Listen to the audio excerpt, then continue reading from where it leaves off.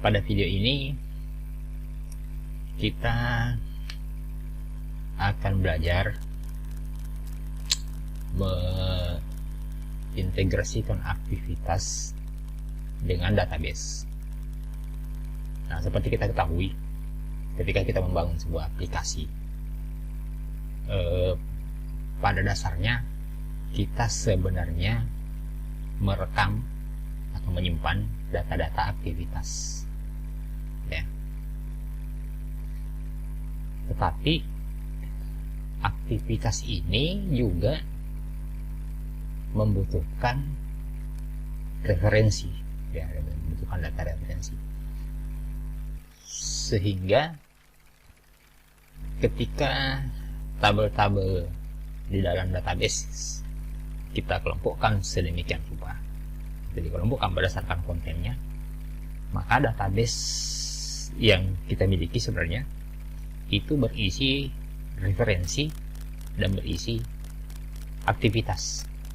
Jadi contoh yang dimaksud dengan referensi adalah daftar barang, kemudian daftar pegawai atau daftar mahasiswa, itu adalah referensi, atau mungkin daftar akun, ya, itu adalah referensi. Sedangkan aktivitas contohnya seperti apa? Contoh daripada aktivitas seperti aktivitas menjual, aktivitas membeli, aktivitas menerima kas, itu adalah aktivitas. Nah, aktivitas ini membutuhkan referensi untuk berproses, ya. Jadi itu kira-kira kelompok besar kategori tabel ketika kita bagi berdasarkan konten atau isi daripada tabel tersebut. Kemudian kita lihat aktivitas sebenarnya ini adalah rangkaian, ya, antara satu aktivitas dengan aktivitas lain yang sama-sama menggunakan referensi. Nah, perlu kita ketahui bahwa sebuah aktivitas bisa jadi atau bisa menjadi referensi bagi aktivitas yang lain, ya. Sebagai contoh, menagih piutang itu referensinya pasti penjualan kredit, ya. Jadi itu yang dimaksud, bisa jadi sebuah aktivitas itu menjadi referensi bagi aktivitas yang lain, okay. Nah, kemudian aktivitas ini kan adalah rangkaian, ada susunannya. Harus selesai dulu aktivitas satu, kemudian dilakukan aktivitas kedua, kemudian dilakukan lagi aktivitas ketiga, dan seterusnya. Nah, susunannya seperti ini menggambarkan bahwa aktivitas satu itu menjadi syarat bagi aktivitas kedua, dan aktivitas kedua itu merupakan syarat untuk aktivitas ketiga. Atau dengan kata lain, aktivitas kedua tidak dapat dilaksanakan sebelum aktivitas satu selesai. Demikian juga aktivitas ketiga tidak dapat dilaksanakan ketika aktivitas kedua belum selesai. Nah, contohnya mungkin pesanan, faktur, dan pengiriman. Faktur tidak mungkin dibuat ketika tidak ada pesanan. Terlebih lagi, pengiriman tidak mungkin dilakukan atau dilaksanakan kegiatan pengiriman ketika fakturnya belum selesai. Nah, ini maksudnya. Nah, susunan lain adalah terkadang ada aktivitas yang bisa dijalankan secara paralel, atau kedua aktivitas tersebut tidak memiliki ketergantungan antara satu dengan yang lain. Contoh di sini adalah aktivitas 2 dan 3. 2 tidak memiliki ketergantungan pada 3, demikian juga 3 tidak memiliki ketergantungan pada aktivitas kedua. Aktivitas 2 dan 3 ini sama-sama didahului oleh aktivitas 1, atau aktivitas 1 merupakan syarat untuk dilaksanakan aktivitas kedua dan ketiga. Nah, sedangkan aktivitas keempat syaratnya untuk dilaksanakan adalah harus menuntaskan aktivitas kedua dan harus menuntaskan aktivitas ketiga. Nah, contoh sederhananya mungkin faktur, kemudian berikutnya adalah pengemasan. Syarat dari untuk dikemas adalah harus selesai fakturnya dulu. Kemudian berikutnya penerimaan kas. Penerimaan kas juga anggaplah syaratnya adalah harus selesai fakturnya. Ketika belum selesai fakturnya, maka kegiatan penerimaan kas belum bisa dilakukan. Nah, jadi antara pengemasan dan penerimaan kas ini sama-sama dipersyaratkan oleh faktur. Lain halnya dengan pengiriman. Pengiriman memiliki dua syarat untuk dilaksanakan, yaitu pengemasan dan penerimaan kas. Artinya cara membacanya seperti ini: pengiriman belum bisa dilakukan ketika pengemasan belum selesai atau penerimaan kas belum selesai. Jadi ketika cuma salah satunya selesai, maka aktivitas pengiriman tidak bisa dilakukan. Kemudian berikutnya, masing-masing aktivitas ini harus memiliki identitas. Di contohnya tadi, faktur identitasnya mungkin nomor faktur, pesanan identitasnya adalah nomor pesanan. Kemudian setiap aktivitas itu selalu didasari oleh aktivitas sebelumnya, kecuali aktivitas paling awal. Nah, maksudnya contoh di sini aktivitas 2 dan 3 itu didasari oleh 1. Tapi kan 1 tidak ada yang mendasari. Jadi itu yang bisa dengan aktivitas pertama. Nah, sebuah aktivitas ini minimal ada aktivitas yang mendahului, ya. Minimal didasari, kecuali aktivitas yang pertama. Nah, di dalam proses merekam aktivitas, merekam menjadi sebuah data, ya, tadi dibesarkan bahwa aktivitas itu harus mengandung identitas yang mendahului, ya. Jadi maksudnya gini, di aktivitas kedua harus terkandung identitas dari aktivitas 1, ya, supaya ketika mau dilakukan tracking, penelusuran aktivitas kedua ini dasarnya apa. Itu yang dimaksud dengan bahwa sebuah aktivitas harus mengandung identitas dari aktivitas yang dulu. Kemudian referensi yang didapatkan oleh sebuah aktivitas tidak direkam lagi jika sudah pernah terekam di aktivitas sebelumnya. Nah, maksudnya seperti ini. Anggaplah di aktivitas 1 di faktur penjualan terdapat nama pelanggan.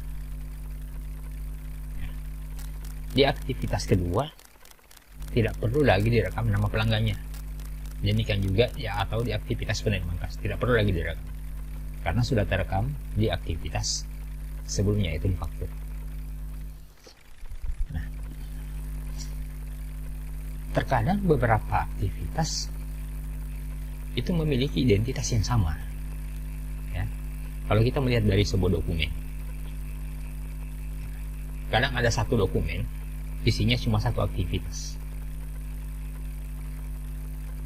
tetapi kebanyakan juga beberapa dokumen itu ternyata isinya lebih dari satu aktivitas.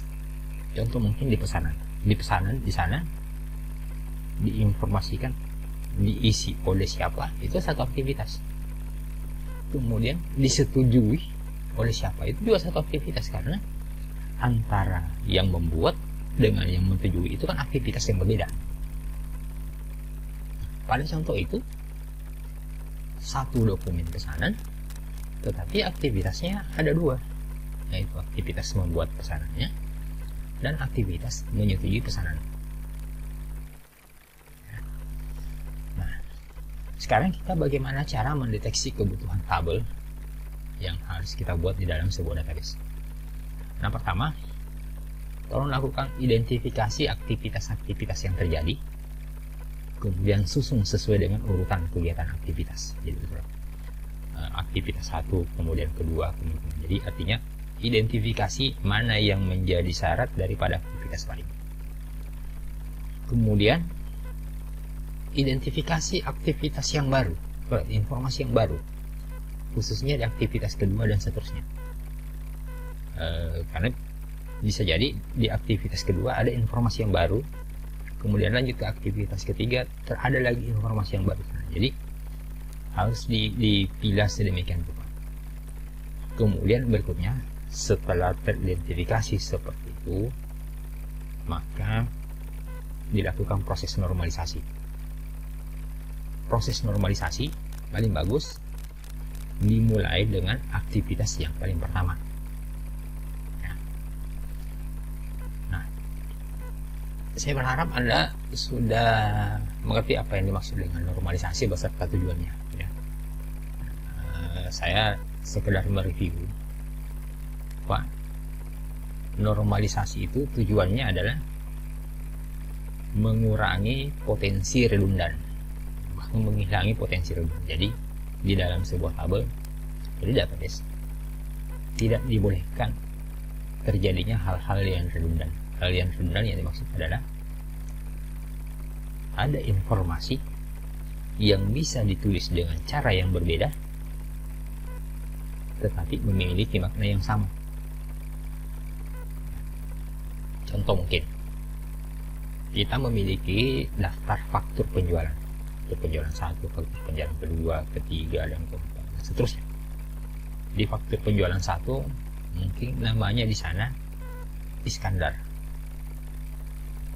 Di faktur penjualan yang lain, anggaplah di 5,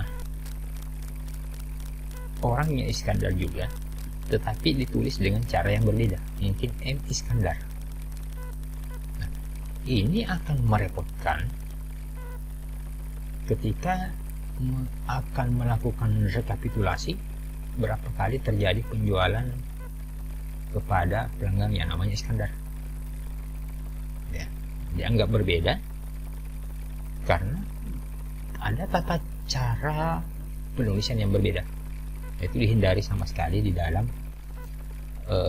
proses pembuatan tabel, sehingga perlu dilakukan normalisasi. Hal yang kedua adalah ada pertimbangan konsistensi yang harus kita perhatikan. Nah, yang dimaksud konsisten seperti ini kira-kira. Di faktur penjualan 1, nama salesnya yang menghandle adalah si A. Ya. Kemudian masih faktur 1, tapi untuk barang B yang handle bukan lagi si A, harusnya masih si A. Nah, itu yang dimaksud dengan kejadian tidak konsisten. Contoh lain nih, kita membuat faktur, barangnya ada 2, barang X dan barang Y.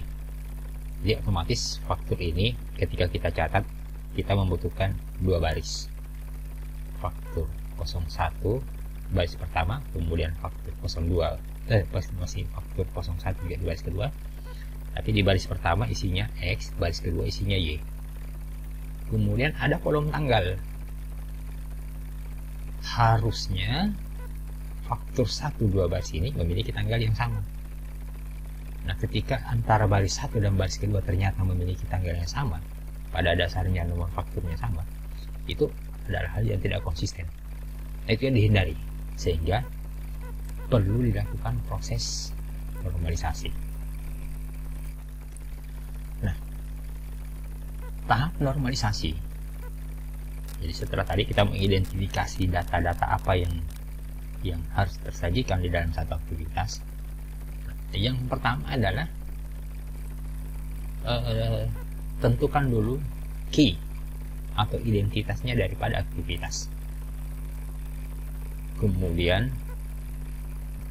tahap kedua, coba dianalisis apakah aktivitas tersebut adalah aktivitas master detail. Maksudnya master detail adalah ketika aktivitas ini direkam, disimpan, apakah cukup dengan 1 baris atau malah butuh lebih dari 1 baris. Kalau butuh lebih dari 1 baris, maka itu dikategorikan sebagai aktivitas yang bersifat master detail, atau ada masternya dan ada detailnya. Kemudian tahap ketiga adalah tentukan identifikasi informasi yang memiliki potensi redundan. Nah, informasi yang memiliki potensi redundan ini harus dibuatkan tabel pengkodean. untuk menghindari kejadian redundan. Kemudian yang ketiga adalah coba identifikasi kolom yang memiliki ketergantungan terhadap kolom yang lain. Nah, ini untuk menghindari kejadian inkonsistensi. Hasil identifikasi tadi mulai dari data master detail, redundan, itu ada tindak lanjutnya.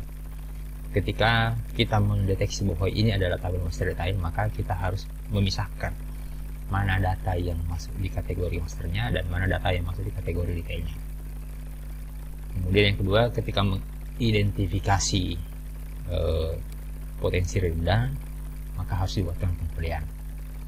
Kemudian ketika mendeteksi kolom yang memiliki ketergantungan, maka kita punya 3 pilihan. Apa kita pindahkan ke tabel pengkodean jika ada tabel pengkodeannya, atau jika belum ada tabel pengkodeannya ya dibuatkan pengkodean yang baru, atau yang terakhir, kalau dia hasil formulasi, maka informasi tersebut dihilangkan, tidak boleh dihapus ya. Nah, di pelajaran yang lain mungkin Anda pernah memperoleh tata cara normalisasi, yaitu normalisasi bentuk pertama, normalisasi bentuk kedua, normalisasi bentuk ketiga dengan syaratnya masing-masing. Nah, di video ini saya akan coba menyajikan cara melakukan proses normalisasi yang agak berbeda dibandingkan dengan apa yang pernah dipelajari pada mata kuliah lain. Tapi pada dasarnya sama, gitu ya, hasilnya sama. Untuk kebutuhan normalisasi ini nantinya ke depannya Anda bebas memilih menggunakan metode yang mana, apakah yang pernah dipelajari di pelajaran lain atau kita menggunakan cara yang ini. Nah, sekarang kita lanjut contoh kasus. Nah, ini pada contoh ini ada 2 formulir yang kita lihat, yaitu formulir pesanan. Setelah selesai formulir pesanan ini, baru dibuatkan faktur penjualan. Nah, kalau secara kasat mata kita lihat, berdasarkan dokumen ini, seakan-akan cuma 2 aktivitas, yaitu mengisi formulir pesanan dan membuat faktur penjualan kredit. Coba kita cermati satu-satu. Ada berapa sih aktivitas yang terjadi di sana? Yang pertama adalah proses menginput pesanan. Itu satu aktivitas. Kemudian yang kedua adalah ketika faktur pesanan ini disetujui. Jadi ada proses memberikan persetujuan. Nah, itu satu aktivitas tersendiri. Berarti kalau kita lihat urutannya, aktivitas 1 ngisi dulu syaratnya, kemudian itu menjadi syarat untuk disetujui. Jadi tidak mungkin bagian penjualan dulu melakukan persetujuan baru mengisi. Nah, setelah tuntas satu dokumen ini, lanjut ke proses pembuatan faktur penjualan kredit. Ternyata di sana juga ada 2, yaitu adalah proses pemeriksaan. Kemudian berikutnya adalah proses diketahui oleh kepala bagian utang. Jadi ternyata di sana ada 2 aktivitas. Berarti ketika kita lihat ini ada 4 aktivitas yang berurutan 1, 2, 3, 4. Kebetulan ini adalah runut. 1 menjadi syarat dari 2, 2 menjadi syarat dari 3, kemudian 3 menjadi syarat pada aktivitas keempat. Nah, sekarang kita deteksi dari aktivitas 1. Di aktivitas 1 ini yang pertama kita lakukan, coba kita akan identifikasi informasinya. Nah, informasi-informasi apa saja di sana yang harus kita ambil, yang harus kita tangkap. Coba kita lihat satu-satu. Yang pertama yang kita lakukan sesuai urutan tadi adalah identifikasi terlebih dahulu identitasnya. Oke. Dari dokumen ini kita lihat bahwa identitasnya aktivitas 1 itu adalah nomor pesanan. Tahap berikutnya adalah Coba kita cek apakah ini masuk kategori data tunggal atau data master detail. Nah, coba kalau kita lihat ini contoh ketika kita catat di dalam sebuah tabel, ini adalah faktur nomor 1 ya, pesanan nomor 1, kode pelanggannya ini, lalu nama pelanggannya, alamat pelanggannya, dan seterusnya. Nah, dari sini kita lihat ternyata untuk mencatat pesanan 01 ini membutuhkan baris lebih dari 1 ya. Berarti ketika seperti itu berarti kita pastikan bahwa case di aktivitas 1 ini adalah kategori master detail. Nah, kita apakan ketika dia master detail? Pertama, identifikasi mana yang masuk di kategori data master. Caranya seperti apa? Nah, kita lihat informasi yang boleh hanya ada 1 dalam satu aktivitas tersebut. Nah, kita lihat nomor pesanan, pasti cuma 1 untuk satu aktivitas. Kode pelanggannya pasti cuma 1 untuk satu aktivitas pemesanan. Nama pelanggan itu pasti cuma 1 untuk dalam satu aktivitas pesanan. Nah, sampai dengan yang terakhir, poin 7, yaitu sales yang menginput pasti hanya 1. Tidak mungkin lebih dari 1 sales untuk satu kegiatan pemesanan ya. Nah, kemudian kita buatkan tabel seperti ini. Nah, yang nomor pesanan ini, yang warna seperti ini, menandakan bahwa di tabel ini nantinya tidak dibenarkan ada nomor pesanan yang sama ya. Atau dengan kata lain, kita coba posisikan ini sebagai kolom yang unik, tidak boleh ada yang sama. Nah, kemudian selain itu kita coba identifikasi juga data yang masuk kategori detailnya. Data yang masuk kategori detail adalah informasi yang bisa lebih dari 1 dalam satu aktivitas. Nah, contoh kode barang. Kode barang boleh lebih dari 1. Kode barang A, kode barang B, kode barang C untuk satu aktivitas pesanan.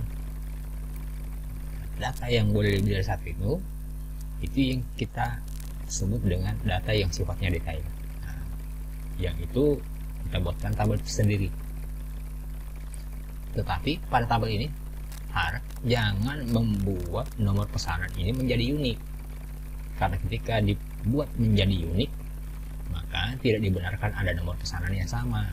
Nah, contoh, andai kata di sini ada A, B, berarti nomor pesanannya di sini sama. Mungkin nomor pesanan 1, nomor pesanan 1 lagi, tapi barang A, barang B. Nah, ketika dibuat ini menjadi unik, atau istilahnya kemarin primary key, maka tidak boleh ada nomor pesanan yang sama di sini. Jadi saya katakan di sini jangan dibuat menjadi unik. Ya. Nah, berikutnya kemana? Setelah kita identifikasi dua data ini, masternya ini, detailnya. Nah, kalau kita ikuti tadi aturannya, berikutnya adalah cari yang memiliki potensi redundan. Data yang memiliki potensi redundan tadi dikatakan adalah data yang bisa diketik secara berbeda tetapi memiliki makna yang sama. Nah, tetapi kita juga perlu lihat urgensinya. Artinya ketika dia menjadi redundan, ada mungkin kondisi yang tidak fatal amat, dan ada mungkin kondisi yang ketika terjadi redundan akan menjadi suatu hal yang fatal. Nah, misal mungkin nama pelanggan. Nama pelanggan ini harus konsisten. Ketika terjadi perbedaan, maka itu adalah sesuatu yang fatal. Mungkin dari sini di contoh ini saya gunakan alamat. Alamat oke deh, tidak apa-apa. Mungkin di baris lain ditulisnya jalan X, di baris yang lain masih jalan X sebenarnya, tapi dia tulis lebih singkat GL.X, ya tidak apa-apa deh terjadi potensi redundan, karena tidak terlalu tidak terlalu signifikan efeknya ketika hal tersebut terjadi redundan. Jadi kita sebisa mungkin melihat faktor urgensi dalam konteks menghindari redundan. Nah, di contoh ini saya coba angkat nama pelanggan dengan nama salesnya. Kita posisikan coba ini tidak boleh salah. Nah, ketika kita sudah identifikasi bahwa nama pelanggan dan nama sales ini tidak boleh terjadi redundan, maka dibuatkan tabel pengkodean, kode pelanggan, nama pelanggan. Ini juga dibuatkan tabel pengkodean, kode sales, nama sales. Sehingga di tabel ini nantinya, ya, ini tidak boleh lagi ada nama pelanggan. Jadi kira-kira nama pelanggannya di sini sudah dihilangkan. Lalu yang sana sini, ya, diganti di sini kode salesnya. Coba kita lihat, ini mungkin agak beda. Kebetulan di sini kode pelanggannya sudah ada, ya, sudah ada kode pelanggan dari sini. Andai kata mungkin sebelumnya tidak ada kode pelanggan di sini, yang ada cuma nama, ya otomatis tetap menjadi seperti ini. Ya. Itu mendeteksi potensi redundan. Kita lihat lagi dari tabel yang satunya, yang detailnya. Ini kan tabel detailnya. Cari yang potensi redundan. Nah, di contoh ini, nama barang kita anggap memiliki potensi redundan, tidak boleh salah. Sehingga yang ini dibuatkan tabel pengkodean, kode barang, nama barang, sehingga tabel yang ini terjadi perubahan menjadi seperti ini. Jadi bukan lagi nama barang di sini, tetapi menjadi kode barang. Ya, jadi ini adalah tabel yang akan digunakan. Nah, langkah selanjutnya adalah mencari tahu kolom yang memiliki ketergantungan pada kolom yang lain. Pada contoh ini, alamat ini memiliki ketergantungan, yaitu ketergantungan pada kode pelanggan. Karena ketika disebut kode pelanggannya, maka alamatnya dengan mudah bisa diketahui. Jadi ini dimaksud dengan kolom yang memiliki ketergantungan pada kolom yang lain. Demikian juga total. Total ini memiliki ketergantungan. Ya. Total ini adalah akumulasi dari kolom jumlah. Ya, artinya ketika kolom jumlah ini berubah, maka totalnya juga, total ini juga berubah. Berarti kolom ini adalah kolom yang memiliki ketergantungan. Dan sifatnya ini adalah ketergantungan yang berbentuk formula. Nah, sekarang kita tidak lanjuti. Alamat pelanggan yang memiliki ketergantungan. Solusinya tadi, karena tergantung pada kode pelanggan, kita cari apakah sebelumnya kita pernah membuat tabel pengkodean pelanggan. Kalau pernah, berarti ini dipindahkan ke tabel tersebut. Tapi andai kata belum memiliki tabel pengkodean pelanggan, maka dibuat tabel baru.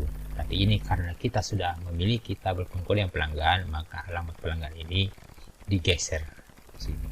Ini tadi yang tabel pengkodean pelanggan, pindahkan ke sini. Sedangkan yang ini dihilangkan karena dia sifatnya formula, sehingga tabel ini, ya, berubah menjadi seperti ini.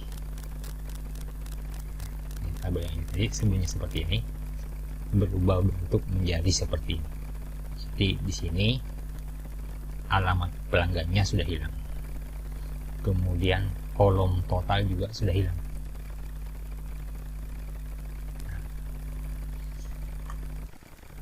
Kemudian kita lihat yang di tabel yang detail tadi, ya ini, ya, ini kan belum final, ya. Coba kita lihat, ini kan masih di sampai posisi ketiga. Kita lihat di poin keempat, memiliki ketergantungan. Ada enggak kolom yang memiliki ketergantungan pada kolom? Ternyata kita ketemu jumlah. Jumlah ini dia dipengaruhi oleh unit dan harga. Ketika unitnya berubah atau harganya berubah, maka jumlahnya juga ikut berubah. Nah, ini yang dimaksud dengan kolom ini memiliki ketergantungan pada unit dan harga. Dan kebetulan ini adalah modelnya formula.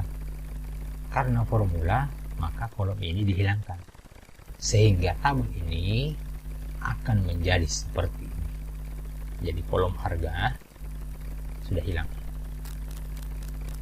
Nah, setelah melewati keempat tahapan tadi, kita lihat ternyata tabel yang dibutuhkan untuk aktivitas 1, kita membutuhkan tabel pengkodean pelanggan yang terdiri dari 3 kolom. Kita membutuhkan tabel pengkodean salesnya yang terdiri dari 2 kolom. Ya.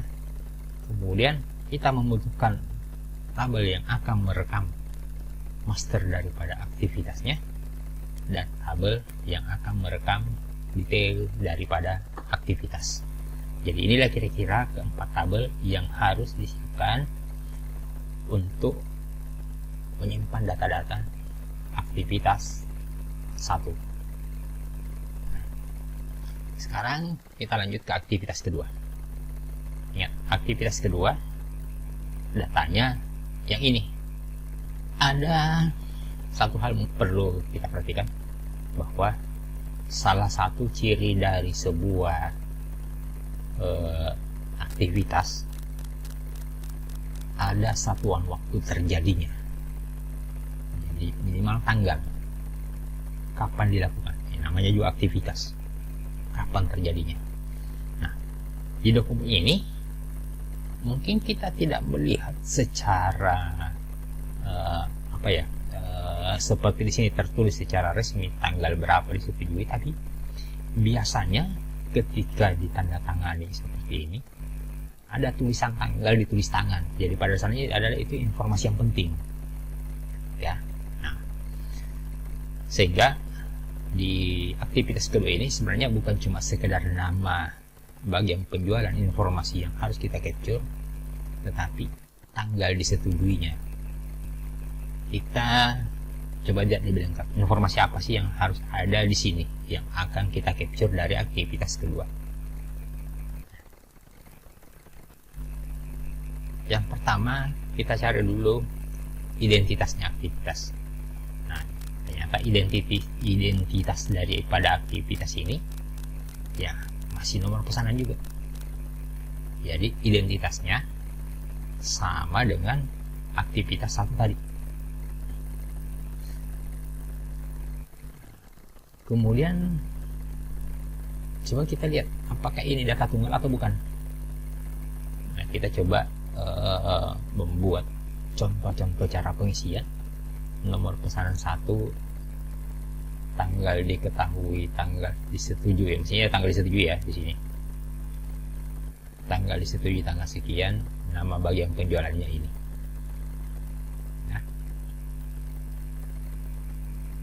Pesanan kedua seperti ini. Ternyata untuk merekam data persetujuan pemesanan ini, kita hanya membutuhkan 1 baris untuk 1 pesanan. Berarti ini bukan sifatnya master detail karena hanya membutuhkan 1 baris. Ya. Karena kita lihat dari 1 baris itu data apa sih yang kita butuhkan. Yang kita butuhkan tadi nomor pesanannya, tanggal diketahuinya, atau disetujui ya, mestinya disetujui ya. Tanggal disetujui, lalu bagian penjualan. Nah, ini data yang kita butuhkan. Kemudian kita cek yang mana potensi redundan. Ternyata di sini kita dapatkan bahwa informasi di sini ini adalah nama, ini memiliki potensi redundan, sehingga harus dibuatkan pengkodean. Jadi mungkin modelnya seperti ini, kode bagian penjualan, kemudian nama bagian penjualan ya. Karena kita telah membuat yang ini, maka tabel ini di sini bukan lagi namanya yang diisikan, tetapi yang diisi adalah kode bagian penjualan. Jadi tabel untuk merekam aktivitas menyetujui ini berubah seperti ini. Jadi di sini bukan lagi nama. Nah, kemudian kita cek yang poin keempat. Poin keempat yang kita cari adalah kolom yang memiliki ketergantungan pada kolom yang lain. Nah, Ternyata dari sini tidak ada, atau tidak ada kolom yang memiliki ketergantungan, berarti aman. Nah, dengan demikian kita simpulkan inilah tabel yang kita butuhkan untuk mengakomodir aktivitas kedua. Kemudian kita lompat ke aktivitas ketiga. Coba kita lihat. Pada aktivitas ketiga, ini tidak kita rekam lagi. Tadi ada aturan main bahwa informasi yang sudah direkam oleh aktivitas sebelumnya tidak perlu lagi kita rekam. Ya, jadi kebetulan tadi ini sudah terekam di aktivitas sebelumnya. Yang ini juga sudah terekam di aktivitas 1. Berarti kita tidak perlu rekam. Nah, ini adalah informasi yang baru. Ya, yang ini informasi yang baru muncul di aktivitas ketiga. Nah, terus aktivitas ketiga datanya juga adalah ini. Karena yang ini sebenarnya adalah aktivitas keempat. Ya.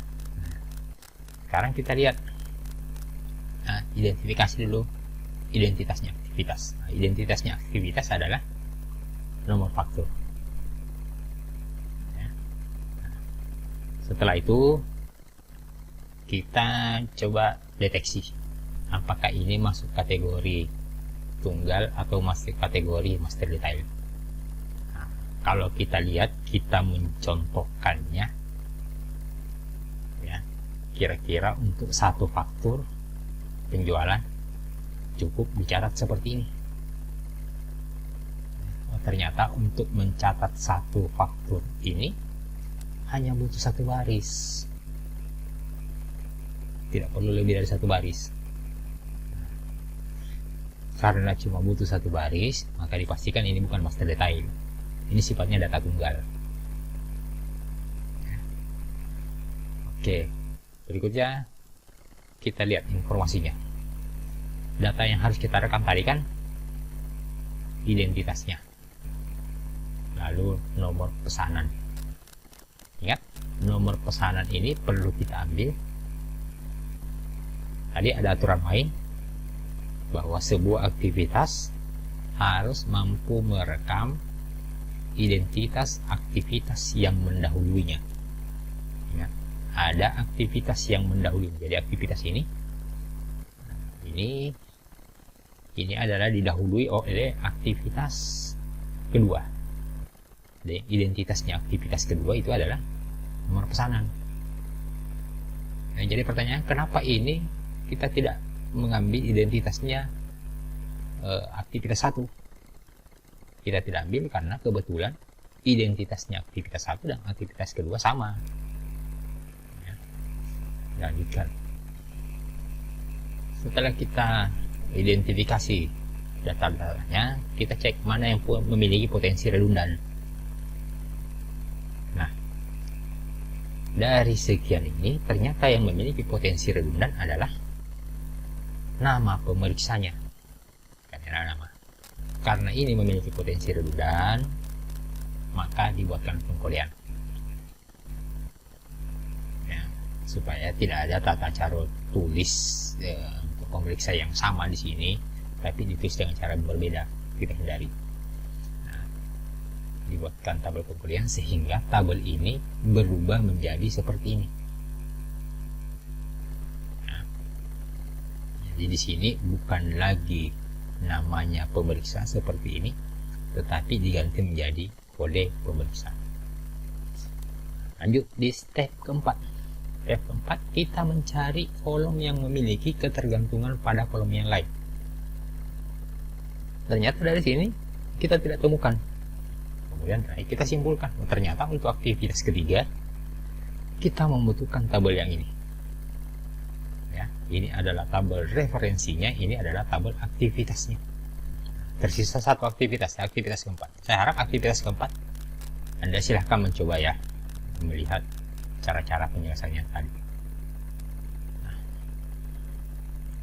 berikutnya, terkadang kita mengalami case seperti begini. Kita melakukan normalisasi dua aktivitas, ya, terpisah. Ternyata di aktivitas X ini contohnya kita menghasilkan tabel yang seperti ini. di aktivitas Y kita juga menghasilkan tabel yang seperti ini. Nah, kebetulan isinya tabel ini adalah sama-sama data pegawai. Nah, kalau terjadi seperti ini, berarti yang kita ambil adalah salah satunya. Salah satunya yang terbaik diambil adalah yang lebih lengkap. Jadi di tabel pegawainya nanti modelnya seperti ini dibuat, bukan model yang seperti ini, karena ini lebih lengkap. Ya, oke. Kemudian berikutnya untuk aktivitas yang didasari oleh lebih dari satu aktivitas. Jadi contohnya ini aktivitas X, Y, kemudian aktivitas Z ini dia didasari oleh X dan Y. X ini ketika dibuat tabelnya mungkin kurang lebih seperti ini. Y ini ketika dibuat tabelnya seperti ini. Nah, Z ini ketika dibuat tabelnya, selain identitasnya Z sendiri, harus direkam juga identitas aktivitas yang menjadi syarat pendahulunya.